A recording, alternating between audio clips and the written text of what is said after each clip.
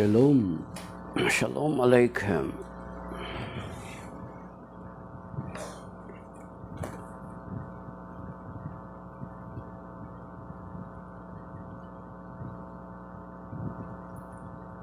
Our Catholic Daily Gospel reading of today for July 12, 2024 is taken from the Gospel according to St. Matthew chapter 10 verses 16 to 23. Glory to you, Lord.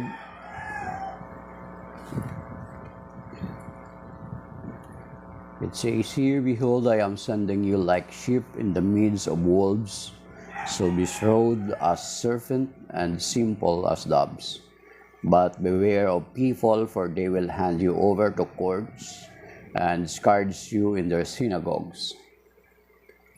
And you will be led before governors and kings for my sake as a witness before them and the pagans. When they hand you over, do not worry about how you are to speak or what you are to say. You will be given at that moment what you are to say, for it will not be you who speak, but the Spirit of your Father speaking through you. Brother will hand over to death, and the father his child. Children will rise up against parents and have them put to death. You will be hated by all because of my name, but whoever endures to the end will be saved. When they persecute you in one town, flee to another. Amen, I say to you, you will not finish the towns of Israel before the Son of Man comes." The Gospel of the Lord. Praise to you, Lord Jesus Christ. Ang Ebanghelyo, actually, ang kinakausap originally ng Panginoon ay ang kanyang mga alagad, and it really happens to them, di ba? Halos lahat ng mga alagad ay talaga nag-suffer ng persecution. Lahat sila halos.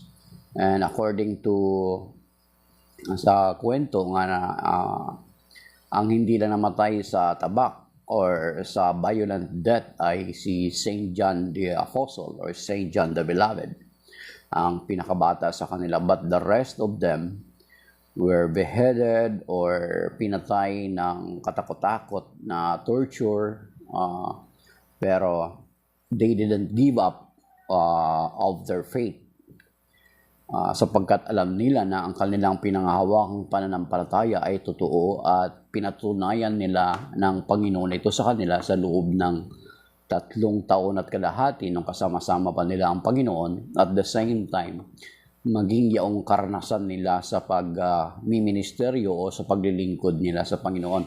All throughout the scripture, makita naman natin yan hanggang sa Book of Acts of the Apostles. So that is why ay hindi nila ginib up yung kanilang pananampalataya, sapagkat kung ang kanilang pananampalataya ay na pinangahawakan or hindi totoo, is bakit mo naman iala yung buhay mo kung yung pananampalataya mo na pinangahawakan ay hindi naman totoo? Yet, because they experience the greatness and glory of the Lord among their midst, that is why hindi nila ginib up yung kanilang pananampalataya. And then kung titingnan natin din doon sa 1 Corinthians chapter 15, sa sulat ni St. Paul sa mga taga-Corinto, na sabi niya, kung ang Panginoong Hesukristo ay hindi mo rin nabuhay, walang kabuluhan or katuturan yung ating pananampalataya, at tayo na yung pinakakawawa sa lahat ng mga tao sa buong daigdig. Bakit? Kasi biriin mo, magpapakabait ka, magpapakabuti ka, and then at the end, mamatay ka lang naman pala, kakainin ka lang ng uod, babalik ka lang sa lupa, mabubulok ka, wala naman pala pagkatapos. Di ba? Parang sa ganoon. So, kung babasahin natin doon sa 1 Corinthians chapter 15, sinasabi ni St. Paul, sabi niya, kung ganoon na naman pala, sundin na natin ang kasabihan ng mga pagano na let us drink and be merry, for tomorrow we will die. Kasi useless naman pala magpakabuti. Useless naman pala magpakabanal. Useless naman pala yung pagsunod natin sa Panginoong Jesucristo. Di ba? Pero dahilan sa totoo yung pananampalataya, nasaksihan at naranasan nila sa kanilang mga buhay, hindi talaga sila nag-give up. So, ito yung ebanghelyo ngayon, pinapakita na it really happens, yung persecution naranasan ng mga unang alagad. Even us today, tayo na mga sumasampalataya sa Panginoong Kristo sa kasalukuyan. As a matter of fact, may mga darating pang higit dito na mga pagsubok. Especially, there are many different agendas na ini-introduce, mga secular agendas na ini-introduce sa ating bayan. And many of our brothers and sisters ay kumikiling dito. Di ba? So time will come na tayo na mga sumasampalataya, especially sa atin sa Catholic Church. At ang banal na kasulatan, the most persecuted church in the entire world is the Catholic Church, my dear brothers and sisters. Bakit? Tayo yung boldly speaking, halimbawa, against same-sex union. We are not allowing it. Although nagkaroon ng controversy noong sinabi na pwede basbasan yung mga ipag-pray o i-bless yung mga same-sex couple. But it's not related to the sacrament of matrimony. We are not still allowing the same-sex union in the church. Divorce, abortion, sino lang ba boldly speaking against it? The Catholic Church. That is why the Catholic Church is being hated by many. Katulad sa picture, di ba? The Catholic Church, surrounded siya ng iba't ibang mga sekta. Na itong mga sekta na ito, nagkakaisa lamang when it comes to attacking the Catholic Church. Kaya pagdating ng araw, ang magiging persecuted na pananampalataya ay tayo. At ang banal na kasulatan na atakihin nila kasi it go against with what they are pushing. Di ba? Time will come. Akala natin, simple lang yung mga agenda nito, yung rainbow flag na yan, simple lang yan. Oh, hindi magtatapos sa ganyan. Nakapagbabigyan mo sila ng karapatan, ay tapos na. No more. It will not stop there, my dear brothers and sisters. So, ang persecution na ito na sinasabi ng Panginoon ay umaabot hanggang sa atin sa kasalukuyan. As a matter of fact, yung noong, di ba, sa Middle East, kung titingnan natin, kung balikan natin yung kasaysayan ng Middle East, hindi naman yan dati mga Muslim countries. They are Christian countries. But because of the persecution, ano nangyari? Nag-shrink yung number ng mga mananampalataya dyan. Di ba, just recently, nung 5 years ago, di ba? Hindi nung persecution or 4 years ago sa Syria, sa Iraq, may mga Kristiyano doon, sa Mosul, ang tindi ng persecution. Di ba? Ang ginagawa sa kanila is convert or die. So it is still happening in our time, mga kapatid, itong persecution na ito. At meron pang larating. Actually, kung babasahin natin sa Biblia, makikita natin doon na sa Bible na sinasabi na nakita ko ang mga taong sa harapan ng trono, ang mga taong pinugutan dahil sa kanilang pagsasaksi sa Panginoong Kristo. Hanapin natin, di ba? Ano yan? Nakita ni St. John sa kanyang vision. Sabi niya, I saw people na who are beheaded because of their testimony.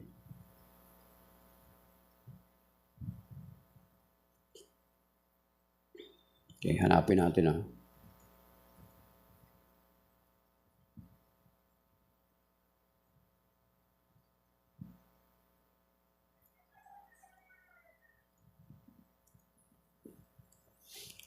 Revelation chapter 20 verse 4, mga kapatid. Ang sabi dito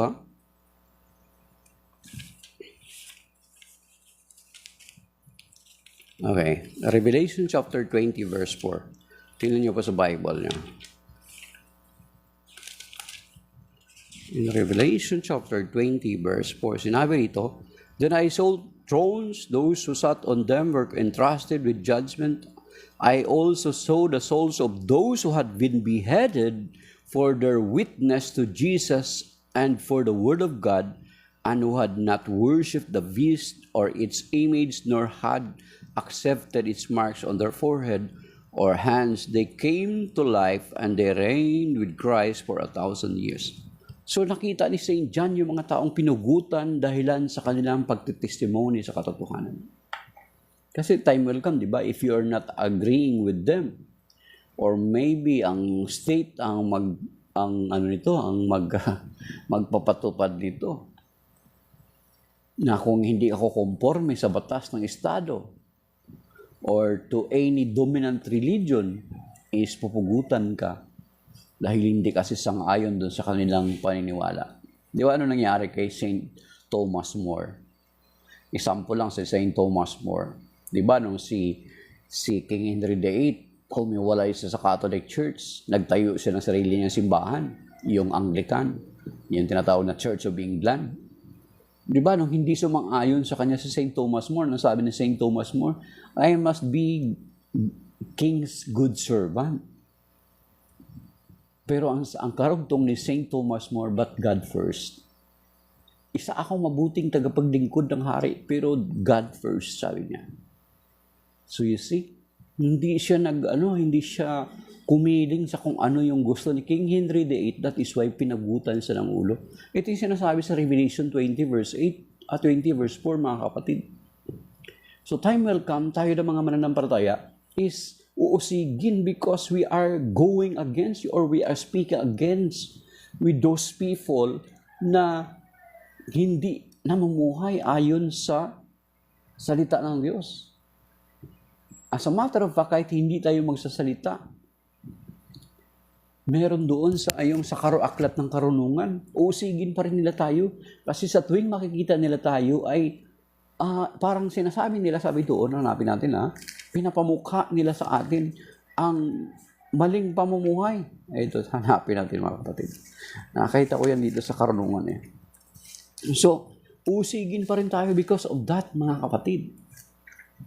Kaya nga, whether magsalita tayo o hindi, ay balang araw, ay uusigin pa rin nila tayo. Ito sabi dito sa Karunungan chapter 2. Okay, sabi dito.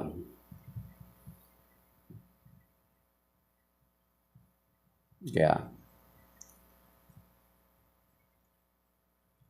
sabi niya to, ang walang kabuluhang pangatwiran ng masama ay ganito, maikli at malungkot ang buhay, wika nila sarili, at wala nang lunas pagdating ng wakas ng buhay ng tao. Wala na ring patay na nakakabalik mula sa libingan, pagkakataon lamang ang pagkasilang sa atin. Pagkatapos tayo papanaw at parang isinilang. Yan, ito yung mga kaisipan ng tao ngayon. At ang hininga natin ay tulad lamang ng usok at ang isipay parang tinamsik na mula sa pintig ng puso. Pagtigil ng pintig na iyon, ang ating katawang lupa ay babalik sa alabok at maglalaho ang ating espiritu. Yan yung paniniwala nila. So, kasama ng hanging nagdaraan, sa kalaunan malilimot ng ating pangalan pati ang ating mga nagawa. Mawawala ang buhay natin parang balumbon na mga ulap, matutunaw na parang hamog sa init ng araw. Ang buhay natin ay lumilipas na parang anino. Ang araw ng pagkamatay ay hindi maiiwasan. Nakatakda na yun at wala nang makapagbabago. Sabi pa rin nila, kaya nga magpakasawa tayo sa lahat ng bagay. Gaya ng ginawa natin noong tayo'y bata pa. At magpakasaya tayo sa kagandahan ng sangnilikha, magpakasawa tayo sa mamahaling alak at pabango at huwag palampasin isamang bulaklak sa panahon ng tagsibol. Pitasin natin ang mga rosas bago ito malanta at isuksok sa ating buhok habang sariwa pa ito at mabango. Magsama-sama tayo sa ating pagdiriwang. Wow! Mag-iwan tayo ng bakas ng kasaysayan sa lahat ng dako sapagkat ito'y ating buhay, ito'y ating karapatan. Apihin natin ang mahirap. Yan. Ngayon, na mahirap kahit na sila ay matuwid, pahirapan natin ang mga biyuda. Huwag nating igalang maging ang matatanda. Yan. Kasi wala naman silang moral standard. Wala naman silang mga moral standard. Wala naman silang banal na kasulatan. Yan. Ang pairalan natin, ang pairalin nating batas ay ang ating lakas sapagkat wala tayong mapapala sa pagiging mahina. Yan. tambangan natin ang mga taong matuwid. Yan, sapagkat hadlang sila sa ating mga balak. Pinapamukha nila sa atin ang pagsuway sa kautusan. Yan, that is the reason. We will be persecuted because of this. At itong mga taong ito, itong mga nagwawagayway ng kanilang watawat ngayon, that is the very purpose. It is not new. It is already mentioned here in the scripture. Ipinagmamalaki nilang, pinapamukha nila sa atin pagsuway sa kautusan at sinasabing tayo nagkasala laban sa ating kaugalian. Ipinagmamalaki nilang nakikilala nila ang Diyos at sinasabing sila'y mga anak ng Panginoon. Sila ang nagbibigay sa atin ng mga problema. Yan. Makikita lang natin sila'y balisa na tayo sapagkat kaiba ang kanilang gawain at pamumuhay. Ang palagay nila sa atin ay mababang-mababa. You know, we are not. At nandidiri sila sa ating gawain. Of course, sa kasalanan. Ang kasalanan, not the person. Sinasabi nilang kaligayahan ang wakas ng maduwid at pinagmamalagaling na sila'y anak ng Diyos. Tingnan natin kung ang sinasabi nilang magkakatotoo kung ano ang mangyayari sa kanila pagkamatay nila. Kung ang mga matuwid ay anak ng Diyos, sila ay tutulungan niya at ililigtas sa mga kaaway. Subukin natin silang kukutiain at pahirapan upang malaman natin kung hanggang saan ang kanilang kabutihang loob at kung hanggang kailan sila makakatagal. Subukin natin ilagay sila sa bingit ng kamatayan dahil ang sabi nila, ingatan sila ng Diyos. Iyon ang pangatwiran na ingatan sila ng Diyos. Verse 21, iyon ang pangatwiran na masasama. Ngunit sila ay nagkakamali sapagkat binubulag sila ng kanilang kasamaan. Hindi nila nabatid na ang lihim na panukala ng Diyos. Hindi sila umasa sa gantimpala ng kabanalan. Hindi naisip ang magandang wakas ng malinis na pamumuhay sapagkat ang tao ay hindi nilikha ng Diyos para mamatay kundi upang maging larawan niyang buhay. Ngunit dahil sa pakanan ng Diablo, nakapasok ang kamatayan at ito ang kahinatnan ng mga napapailalim sa Kanya.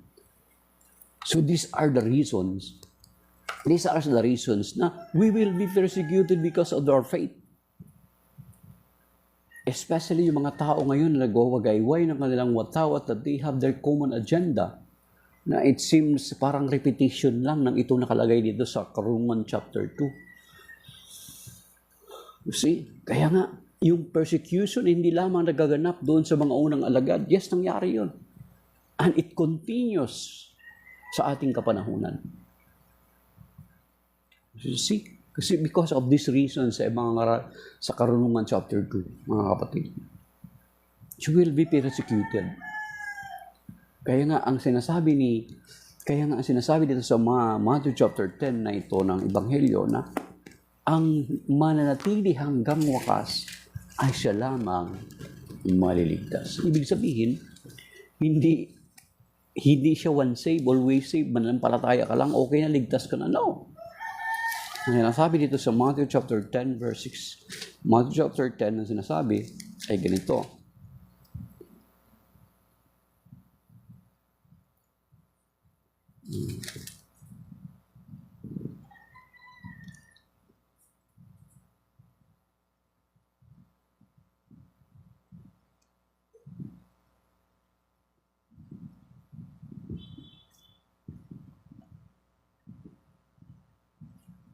So verse 22, Matthew 10:22, kapabutan kayo ng lahat dahil sa pagsunod sa akin. Ngunit ang mananatiling tapat hanggang wakas, ang siya lamang maliligtas. You see? Ang mananatili hanggang wakas, ang siya lamang maliligtas. Yan. So ibig sabihin, hindi once saved, always saved, mga kapatid.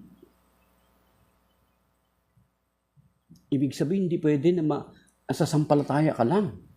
As a matter of fact, kung babasahin mo ang 2 Corinthians chapter 5 verse 10, haharap tayo sa hukuman ng Panginoon at tayo'y gagantimpalaan ayon sa ating mga ginawa. Matthew 25:31-46, ganun din. Makikita natin doon. Yung sinasabi doon, it means na ang mananatili, ibig sabihin, you can persevere until the end, ay siya lamang maliligtas. Okay, may sumingit dito na tanong, sabi si Solomon, pwede po bang basa sa Gawa 20:28? Ang Gawa 20:28 ayon sa mga eksperto, nakalagay po dyan is Church of God, not Church of Christ. Though, kung Church of God or Church of Christ, si Lamsa, ginamit niya na word is Church of Christ, ang palagay doon. Usahin natin sa kay Solomon, most possibly membro ito ni Soriano or ni Mang Felix. Pagbigyan natin. Di sa original, sa mga nag-aral ng original language, ang nakalagay talaga doon is Church of God or Church of Christ. Si Lamsa, si George Lamsa, sa kanyang translation, ang ginamit niya is Church of Christ. Ngayon, pinangahawakan ng mga Inc. 1914 ang kay Lamsa na translation about sa Acts 20:28. Pero pagdating sa Hebrew 1:8, hindi na nila tinatanggap si George Lamsa. So ito sinasabi sa Acts 20:28. Dito sa New American Bible, St. Joseph Edition yung Bible ko. Okay, sabi dito. Keep watch over yourselves and over the whole flock of which the Holy Spirit, sabi, has appointed you overseers. Ang original term dito na overseers is bishop. So, originally, kung makikita natin, ang may bishop lang ay ang mga Catholic Church. Then later, itong mga lumutang o mga bagong mga sect at denominasyon ay hinupya itong word na bishop. May mga bishop na rin sila. Sabi dito, in which you tend the church of God that He acquired with His own blood. So, ang original, ito yung mas malapit sa translation, sa original translation ng Church of God, not Church of Christ. Unlike kay George Lamsa, ginamit niya yung Church of Christ. Pero whether it is Church of Christ or Church of God, it does not matter because Christ is God. That is why, dun sa 1 Corinthians chapter 15, verse 9, ay sabi ni St. Paul doon na before I have persecuted the Church of God. So, wala nang ibang nagtayo ng Church of God kasi si Jesus Christ. And then, meron din naman, ito kay George Lamsa, kung pagbigyan natin, si George Lamsa gumamit ng Church of Christ, wala rin namang problema because Christ is God. It has no contradiction. And then, dun sa 1 Corinthians 15 verse 9, meron pa rin dun sinabi din na Church of God. Okay, sa 1 Corinthians chapter 15 verse 9, nasabi dito,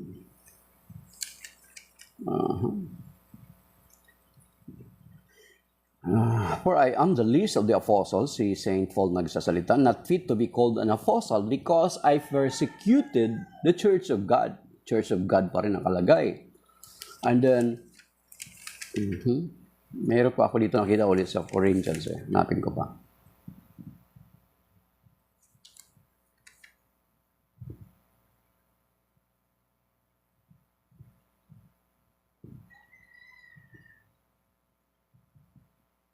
Yan. And then sa 1 Timothy chapter 3 verse 15, ang 1 Timothy 3:15, ang nakalagay doon, sabi ni St. Paul kay Timothy, if I will be delayed, ito basahin natin pinagbigyan po natin si Solomon. So, sabi dito, but if I should be delayed, you should know how to behave in the household of God, which is the church of the living God, the pillar and foundation of truth. So, ibig sabihin na ang original na salin sa church sa Acts 20:28 is Church of God, which He purchased with His own blood. Ngayon, ang Church of God ba na yun? Ang Church of God ba na yun na sinasabi sa Acts 20:28 is tumutukoy kay Eliseo Soriano? Yun ba ay prophecy na pumapatungkol kay Eliseo Soriano or sa sinumang mga sekta at denominasyon na umaangkin ng titulong yon? Of course not. It refers to the church that exists in that very period of time.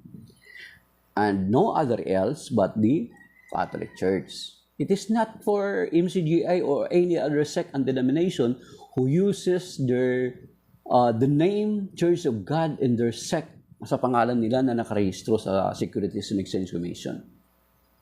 Maging yung Acts 20:28 kasi pinag-aagawan ito ng sekta dito sa atin sa Pilipinas. Of course, kung titingnan natin, hindi lang sila ang umangkin nito, marami. So dapat magdebate muna sila kung sino sa kanila ang totoo, saka sila harap dapat sa atin sa Catholic Church. So pinag-aagawan nila yung Acts 20:28 at saka yung Romans 16:16. So ito ba ay tumutukoy sa kanila? No, mga kapatid, it's not. It is referred to the church that exists in the first century. And history will tell us that the church that exists in the first century until now is the Catholic Church. For the first 1,000 years, wala na ibang sekta na wala namang ibang simbahan nag-iiral kundi ang Catholic Church. Kaya, therefore, hindi nila maangkin itong Roma 16:16, Acts 20:28, or 1 Timothy 3:15, 1 Corinthians 15:9, because it refers to the church that exists in that very period of time from the first century, which is the Catholic Church. Not to Inc. 1914, not to MCGI or any sect and denomination who uses the title Church of God or Church of Christ. It refers to the Catholic Church. So yan, so mon. Hindi yan tumutukoy sa Inc. 1914 or sa MCGI. Kaya ang MCGI, hindi rin prophecy kasi yun. It refers, St. Paul speak it, intending sa mga Kristiyano o sa simbahan na umiiral na noong unang siglo. And that is the Catholic Church. Yan yung background.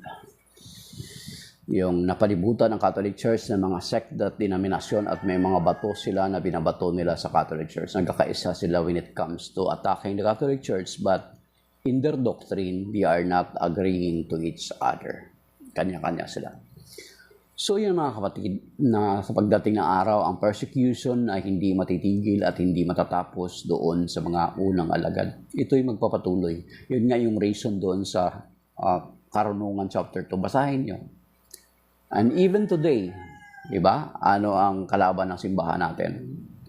The government, maging yung mga Katoliko kuno, yung mga nominal Catholic, sila mismo nag-persecute sa Catholic Church. Yung mga sinasabing mga nominal Catholic, mga kapiterya Catholic. Kaya nga, diyon sa Ebanghelyo, fathers and brothers, mother, and sila mismo magkakagulo. And they will hand you over to be persecuted, to be prosecuted because of the truth that we are holding on to. So, diba? The time will come. Makikita lang nila tayo, galit na sila sa atin. Yun sinasabi sa Karunungan chapter 2, mga kapatid. So, ang persecution, hindi lamang magtatapos doon sa maunang alagad. It continues even today sa ating kapanahunan. Kaya nga sinasabi dito sa Matthew chapter 10 verse 22, pero ang mananatiling tapat hanggang wakas ay siya lamang maliligtas. So, ibig sabihin na hindi pasok dito ang once saved, always saved. Hindi rin dito pasok yung manampalataya ka lang. Of course, we need to have faith in the Lord Jesus Christ. But hindi dapat magtatapos doon, mga kapatid. Kasi sinasabi doon sa Matthew 25:31-46, it's very clear, basahin niyo po doon. Lalo na ganun din doon sa Matthew chapter 7 verse 21. Dapat memorize natin yan Ano sinasabi sa Matthew 7 verse 21? Hindi lahat ang tumatawag sa akin, Panginoon. Panginoon ang siyang makapapasok sa kaharian ng langit, kundi yaon lamang tumutupad ng kalooban ng aking amang nasa langit. So, very hard po yan. Mabigat po na pananalita yan. So, it means na hindi pwede na sumampalataya ka lang, tapos na, wala ka nang gagawin. Tamad ka na Kristiyano. Anong sinasabi ng Panginoon sa tamad? Ang sinasabi doon sa Matthew 25, di ba? Wala kang kwentang kabuluhan na alipin, itapon sa labas, di ba? Yung iba niyang kasamahan nag-invest, kumita siya, dahilan sa tamad siya at natakot, anong ginawa sa kanya? He suffered the consequence of his pagiging tamad na alipin. So that is why, ang nasabi dito sa Matthew chapter 10 verse 22, ang mananatili hanggang wakas ay siya lamang maliligtas. So, maging doon sa kanina yung binasa natin na nakita ng ni Saint John ang mga pinugutan sa Revelation chapter 20 verse 4, ang mga pinugutan ng ulo dahilan sa kanilang pagsasaksi sa katotohanan. So, sinasabi nila, yung atake, ibig sabihin, yung atake nila sa atin sa Catholic Church na tayo daw, ang Catholic Church daw yung Antichrist, siyang magsasagawa nito. Pero tingnan mo naman, sino ba ang namumugot ng ulo? Ang Catholic Church ba? No. So, darating ang araw, ma-realize natin na ang Catholic Church ang the most persecuted church in the entire world. Hindi lamang ng mga Katolikong nagsasabing Katoliko sila, mga nominal at mga kapiterya Catholics, pero mismo yung outside the church, from within and outside the church, ay ang Catholic Church ang being yung the most persecuted church in the entire world. Because ang Catholic Church ang nagsasalita sa mga kabalukdukan, sa mga hindi nararapat sa ating lipunan. Only the Catholic Church. The rest, tingnan nyo, iba? Sa atin lang, yung issue about divorce. Di ba? May mga nakikita ka bang mga sekta at denominasyon na nagsasalita ng tahasan? Nagkaroon ng declaration yung kanilang congregation that they are against sa divorce? Wala silang public statement. Maging nung panahon ng extrajudicial killing, may public statement ba sila? No, wala. Yung ibang sekta nga, di ba? Proudly, ganun pa sila. Tapos may kulay ng kanilang flag. But the church speaks against it. So, yun yung reason balang araw, the church, the Catholic Church, is the most persecuted church in the entire world. At magaganap yung persecution na naranasan ng mga unang alagad even until today. At ang pangako sa atin ng Panginoon, ang mananatili hanggang wakas. Siya lamang maliligtas. So, shalom, my dear brothers and sisters. Isang ligtas na Biyernes. Medyo madilim ngayon sa ating kapaligiran, bakaulan. May mga baha doon sa probinsya sa Mindanao, mga kababayan ko, yung mga, of course, siguro matuto na tayo ngayon. Matuto na talaga tayo ngayon dapat. Siguro isingit ko na rin to bago ako mag-yan. Kasi taga-probinsya ako. Of course, ang bundok ginagawa natin kasing parang kinakalbo na talaga totally yung mga bundok ngayon. Dapat mapapalitan talaga yon ng mga puno. Kinakaingin. Time will come, wala nang kakapit do sa bundok ng kahoy. So ano mangyayari niyan? Kapag continuous yung ulan, magkakaroon ng pagbaha, magkakaroon ng landslide. Most of us, ng ating mga kababayan, saan ba nakatira? Sa ilalim. Sa baba. Saan pupunta yung tubig? Wala nang kakapit na puno sa mga bundok. Landslide, baha. Yan ang nangyayari ngayon. So, as much as possible, magtanim na talaga tayo ng puno. Tapos kung bahay mo malapit sa ilog, i-ano mo na, i-anticipate mo na time will come, magkaroon ng matinding pagbaha. And then at the same time, halimbawa, pumupunta kayo sa mga bundok, mga kapatid, especially yung mga falls, no? Kapag sa tingin nyo may mga commotion na yung mga ibon or umiiba na yung kulay ng tubig sa ilog, especially sa baba ka, akyat na kaagad, huwag nang hintayin pa na lumakas yung baha. Kasi umuulan na pala doon sa bundok, hindi mo alam. Ngayon, kung sa falls ka, magugulat ka na lang kapag nakita mo na umiba na yung kulay ng tubig, akyat na kaagad. Diba? Huwag na natin hintayin na alalakas mo na yung tubig bago ka ano yun kasi akala mo okay lang sa atin kasi walang ulan sa area na sa area nyo. Pero yung sa bundok na pinanggalingan ng pinaka-source ng ilog, hindi mo alam bahan na doon. Kaya pag bumulusok yung tubig na yan, hindi ka nakarahanda, wala. Mapapahamak talaga kayo. So yun yung most of the time, yun yung mga nangyayari. Huwag hindi ko muna maganda yung panahon natin, it's okay for us, parang enjoy lang. Hindi natin alam, maging aware tayo na baka doon pala sa pinanggagalingan ng ilog na yan, ay baha na roon.